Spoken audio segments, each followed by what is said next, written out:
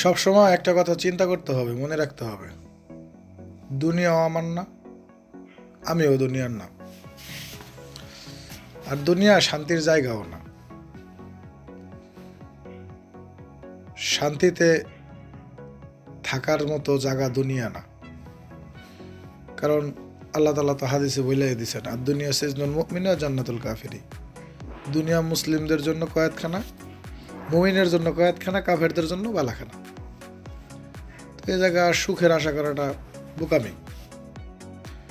প্রকৃতির সুখী তো ওই ব্যক্তি যে আখেরাত কামাই করতে মগ্ন থাকে। আল্লাহর কাছে একটাই চাওয়া, হে আল্লাহ, এত কষ্টের পরও তুমি জান্নাত থেকে মাহরুম করো না, মরার পর অন্তত জান্নাতটা দিও। তাহলে দুনিয়াও কষ্ট করতে করতে শেষ, আখেরাতে যায় যদি আবার ছেঁচা খাই, তাই তো অবস্থাই খারাপ।